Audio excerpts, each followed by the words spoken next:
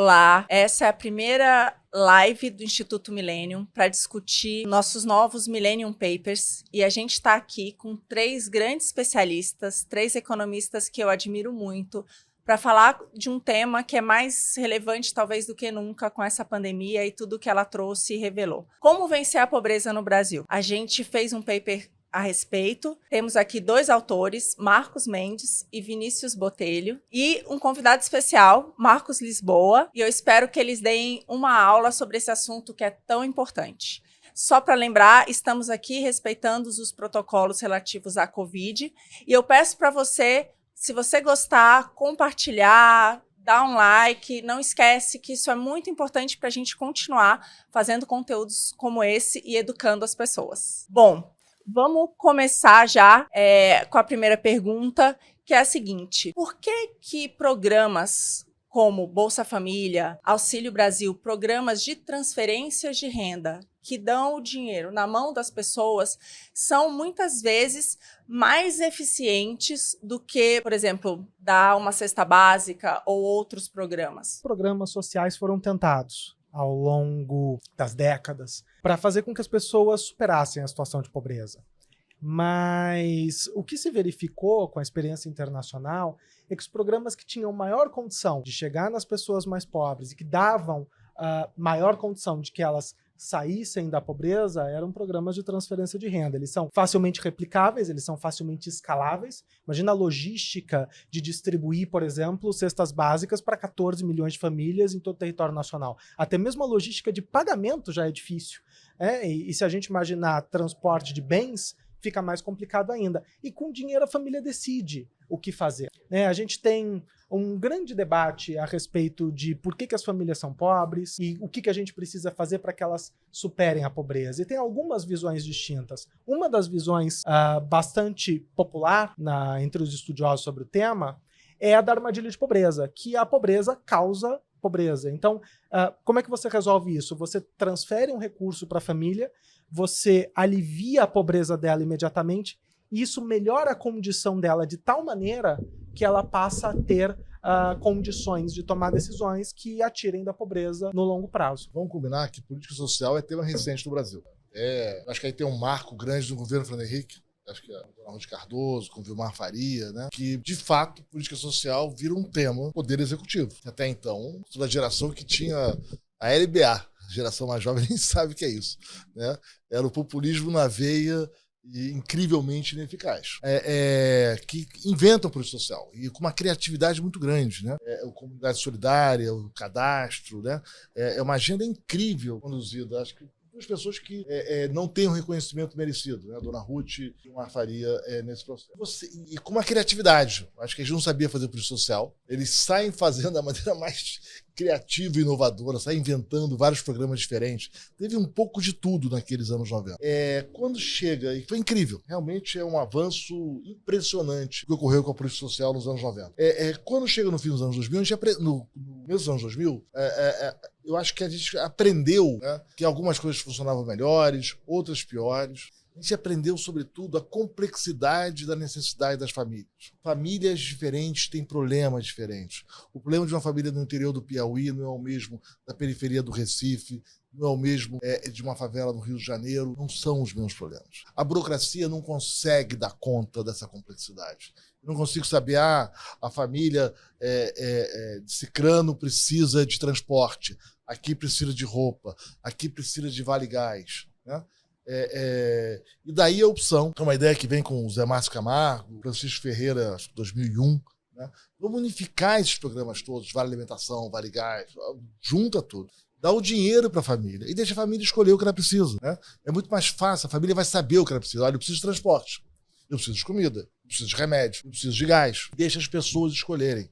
Você trouxe um ponto que eu acho que talvez seja um grande ganho que você teve em todo esse processo, que foi exatamente, talvez, identificar essas famílias, né? Então, você tinha aí também pessoas que eram completamente invisíveis aos olhos do Estado, e agora a gente tem uma oportunidade de saber quem são, e muitas vezes o que elas precisam. Mas antes, eu queria que vocês falassem um pouco mais disso. O que é exatamente ser pobre no Brasil? Se você pudesse dar mais detalhes, o que é isso, Marcos? Vamos lá. Primeiro, a importância do cadastro único, né? Você começou a sua pergunta, por que é mais eficiente colocar dinheiro na mão das pessoas? Não basta colocar dinheiro na mão das pessoas. Tem um monte de programa no Brasil que coloca dinheiro na mão das pessoas, como o abono salarial, por exemplo, que são mal desenhados, que não chegam nas pessoas mais pobres. Então, você tem aí um papel essencial chamado cadastro único, que foi construído nesse processo que o Marcos estava descrevendo de aprendizado, em que o setor público fez um esforço brutal para organizar uma base de dados, quem é e onde estão as pessoas, quem são e onde estão as pessoas mais pobres. Todo esse processo de aprendizado e formação desse programa de transferência de renda que veio a ser o Bolsa Família, ele foi se dando em paralelo a outros programas antigos que se mantêm e são muito menos eficazes. Então você acaba tendo uma sobreposição de programas que, na média, diminui muito a eficácia. Eu te dar um dado básico. Se eu somar hoje Auxílio Brasil com benefício de prestação continuada, seguro defeso, qual é o quarto? E abono salarial, eu tenho 190 bilhões por ano. Com 190 bilhões por ano, eu consigo colocar quase R$ 500 na mão, por mês, na mão da metade das famílias mais pobres do Brasil. Então é muito dinheiro. A gente tem muito dinheiro e boa parte dele está sendo mal direcionado. Existe um espaço de potencialização da reforma social muito grande no Brasil. E esse processo que o Marco descreveu está inacabado. E, no momento, que é o ponto que a gente discute no PEI, está correndo risco de alguns retrocessos. Só para, antes de finalizar, a gente tem esse espaço, que eu acho que é exatamente essa questão do trabalho informal, né? E essa sensação que às vezes dá, que é fácil, é como se você saísse de uma situação dessa, tão difícil, e fosse dali direto para um emprego formal, de carteira assinada, e a gente está muito longe dessa realidade. E o que talvez seja mais triste de tudo isso que vocês trouxeram é a gente ver que o desenho das nossas políticas públicas, quanto está exatamente... Né, a gente tem muita proteção para quem está formalizado, a gente talvez não tenha esses mecanismos exatamente para essa nova realidade que está todo mundo vivendo. Então, eu não sei se vocês querem falar alguma coisa a respeito. Deixa eu até discordar um pouco.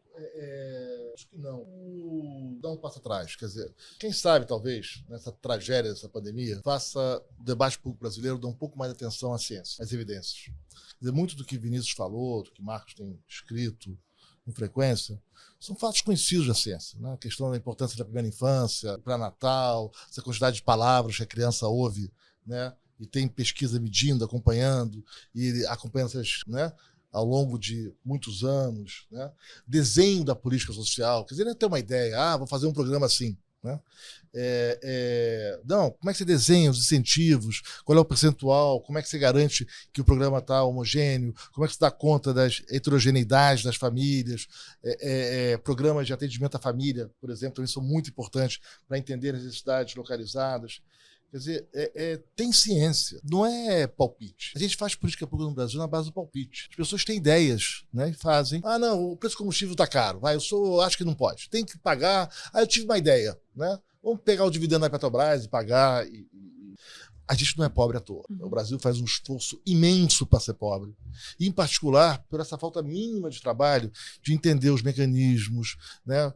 Entender a pesquisa científica que tem lá fora, como é que as regras da boa gestão de educação funcionam, né? O que dá mais certo, menos certo, como é que eu garanto que eu estou atendendo as famílias. Parte 1. Parte 2, eu volto para a resposta, é essa imensa dificuldade da gente saber quem a gente é, né? E que bloqueia. Eu mencionei o caso de juízes e da inacreditável ineficiência do sistema público de educação no Brasil. É um fracasso imenso que a gente tem em garantir que as crianças aprendam português e matemática adequadamente.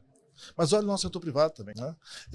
E é curioso, porque tem um auto-engano tão grande, quer dizer, pessoas que se dizem de esquerda, eu sou contra... Todo mundo gosta de falar de desigualdade, eu sou contra a desigualdade, não sei o quê, blá, blá. Aí você fala assim, mas vem cá, você está no 0,1% mais rico, você tem uma renda do lucro presumido e você paga menos imposto que o trabalhador formal. Eu não entendi nada. E você é contra mexer no lucro presumido, né? É inacreditável como a elite brasileira, ela se acredita da classe média, ela acha que está a favor, com frequência, de bandeiras do bem, que são do bem, mas na hora que entende que ela é beneficiária dos favores do Estado, ela se revolta contra a mudança, né? A gente vê isso o tempo todo. né? É o setor de livros que não quer pagar imposto, é o agricultor que não quer pagar previdência e quer pagar menos imposto que os demais, profissionais liberais como economistas, advogados, né? Que querem estar no lucro presumido e pagar menos imposto, é o empresário que fatura, ganha aí 2, 3 milhões por ano, né? E fala, não, veja bem, eu não quero pagar imposto como o resto da sociedade, eu quero ficar no simples. Né? São setor privado, entidades do setor privado, como o Sistema S, que vivem de tributos pagos pelos trabalhadores sobre a folha salarial,